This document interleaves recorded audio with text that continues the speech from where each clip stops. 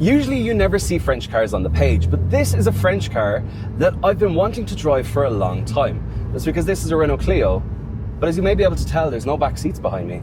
That's because there's a big stonking V6 engine. This is of course the Renault Clio V6, a car that I've been wanting to drive forever. And here I am in the southwest of Ireland doing just that. Oh, that noise. And it's right behind my ears.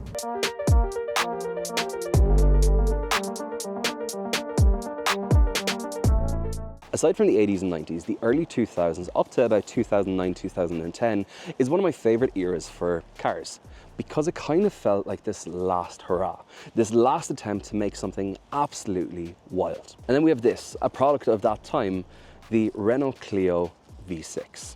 Or well, this is a Phase 2 Renault Clio V6, but the original Renault Clio V6 had a very similar formula. So in this video, we're going to talk about the Clio V6, what makes it so special, and also what I'm really excited for is take it for a drive. I've been wanting to drive one of these for the last couple of years, and now is finally time. So if you do enjoy videos on cars like this, then please make sure to like, share, and subscribe, and share it with at least one friend of yours who might like this video, because it allows me to drive even more cool cars like this. And also please don't follow or subscribe if you don't like old school and classic cars like this. So the original Phase 1 Renault Clio V6, which looks very similar, has slightly different headlights and a bit of a different engine to this. Well, it was created mainly to go racing. So they had this Renault Clio trophy or Renault Clio V6 trophy, and they built loads of these cars for really wealthy people to drive. And then for some reason, a lot of people ended up asking for these as road cars. So Renault gave in and made these. And the original Phase 1 version of this car, the original version of this car, was made by Tom Walkinshaw Racing, who you may know from building the likes of the XJ220, as well as all of the Jaguar race cars in like Group C and Le Mans back in the 80s. The fascinating thing about this car is of course the resemblance with the Renault 5 Turbo, a all-out Group B car that was mid-engined, rear-wheel drive. It had a 1.4 turbo in it, and it was one of the really wild cars of that Group B era. Now, it wasn't terribly successful because unlike all the other manufacturers, they decided to run with a rear-wheel drive layout, whereas everyone else went with a four-wheel drive layout. But it is still incredibly cool nonetheless. And in a way, this feels like a bit of an homage and a spiritual successor to that, because, well, like Renault used the Renault 5 platform, which was a front-wheel drive platform back in the 80s, well, they did exactly the same thing here. They used the Renault Clio as a platform and changed pretty much everything about the car just so that they could put an engine back here. And the engine back here is, oh, that's different. I didn't expect that. The engine back here, which is hidden under this cover, is a 2.9 litre V6 putting out about 255 horsepower. Okay, I'm not going to be able to open it. And at the time when this car was released, it was the fastest serial production hot hatch in the world, beating out the likes of the Seat Leon Cupra, which had about 235 horsepower at the same time. And at the time, a car reviewer by the name of Jeremy Clarkson puts this in his top 10 cars of all time. And honestly, I can see why. Everything about this car is pure and utter madness. There's no reason why any of this should make sense together, but for some reason it does. And it's only when you open the door with the handles being hidden under the bottom as if it's a Ferrari and see the massive sills, the air intakes here at the back of the door, and this, well, very Clio looking interior, that you realize what this car really is and how hard Renault had to work to mash two things together. They tried to upgrade absolutely everything on this car and make it better in a lot of ways, but it did suffer from not being amazing as an actual car anymore. So for example, the turning circle massively increased on this car, and you'll see it later on in my driving of it when I try to turn. It's surprisingly bad. And I don't, like, again, the rest of the car makes up for that, and I'm not going to judge a car only by its turning circle. That's a silly thing to do, but it's surprisingly bad. And also from a car that was initially a economy car, the Clio, this had terrible fuel consumption. 20 miles per gallon, or about 12 litres per 100 kilometres, which for a car this small isn't exactly great. but I don't think this car was ever made to be a city car anyway, and I don't think anyone that bought one of these particularly cared. That engine sounds a bit like this.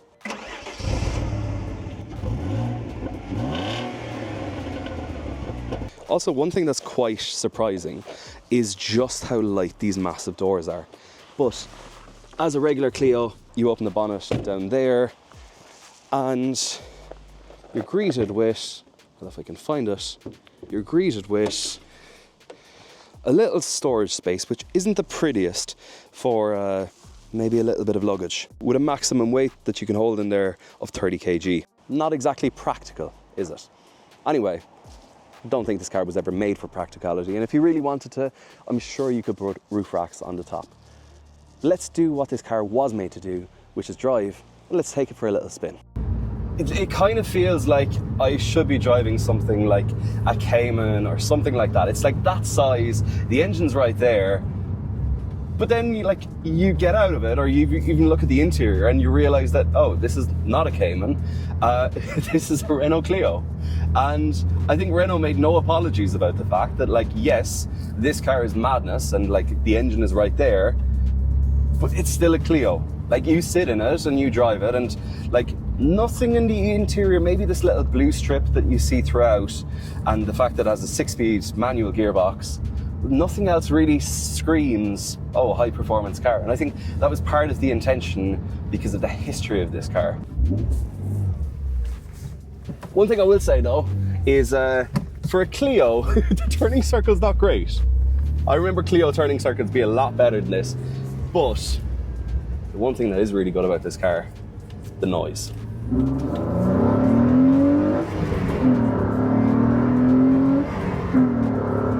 Woo! This one apparently has a carbon airbox in it as well, and it just sounds mega. So good.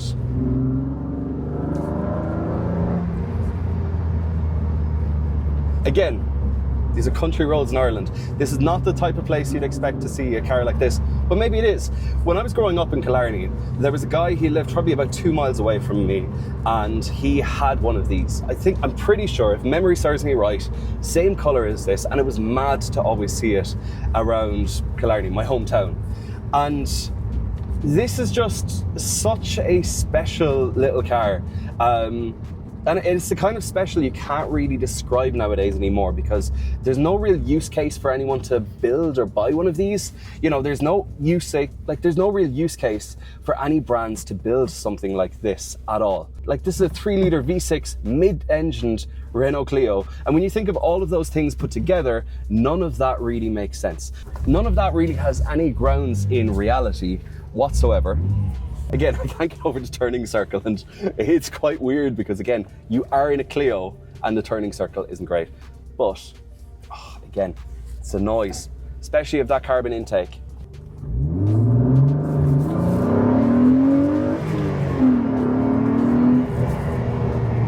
Imagine having one of these in the early 2000s. You were the bee's knees. But you were the bee's knees for the people who knew what it was, for the people who watched Top Gear, for the people who read Top Gear magazine. You were the bee's knees. It's the kind of thing that, for me, feels quintessentially European. There is no reason why anyone in the US should ever have one of these, because, well, they'd probably be underpowered, they'd probably be all of the other things. But this is the kind of weird charm that I love about, Ireland and the UK and places like that, because for some reason this car is for the eccentric car owner who loves rallying. We're in big rally country here in the southwest of Ireland, and a lot of this car reminds me so much of course, the Renault 5 Maxi Turbo, that mid-engined 1.4 litre turbo Group B car that kind of inspired this. But the main reason for this car even existing is obviously when Renault decided to make a single make race series with these cars, and I think if memory serves me right, they then decided to build road cars based on that, and that's why the interior of these looks so sparse. This one is a Phase 2, so it has the more updated exterior and slightly more updated interior. But again, it is just a Clio. It's something that they built for motorsport, and then suddenly there was a demand for them to have these as a road car. I don't think they actually had to build any of these as homologation cars, unlike so many other cars of that era of the 90s into the early 2000s. I don't think there was a need for these to exist as homologation cars, so I technically don't think they are one.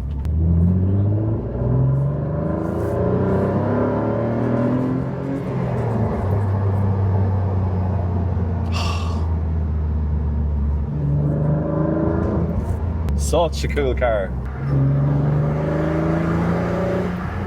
It does take a while for you to get your brain around the fact that you're driving a Clio where the engine isn't in the front, it steers very differently to a Clio, and so much of this is not actually that like a Clio when you think about it either. I am under a little bit of time pressure today, so I don't have the full time that I'd love to give to this car, because I'm off to give a talk at a local university to automotive students about like all the different areas you can get into automotive space, and having my obviously very different opinion on where things are headed with like new cars and stuff. And I'm so happy that this is the car that I'm getting to experience just before I give that talk, because this is wild in the best sense of the word. And there's no rather car I drive beforehand, because this car makes absolutely no sense. In a world of electric cars and turbocharging, this car should not exist. It does not exist. We won't see anything like this. Yes, the closest we might get is like if Renault decide to make a high performance version of the Renault 5, the electric version that's upcoming, but we'll never get anything that has quite this kind of noise and character. And like, it's just straight up bonkers. You know, none of this makes any sense. But the one thing that just keeps getting me is the fact that there's a 3-litre V6 there with carbon air intakes that makes this kind of a noise in a Clio.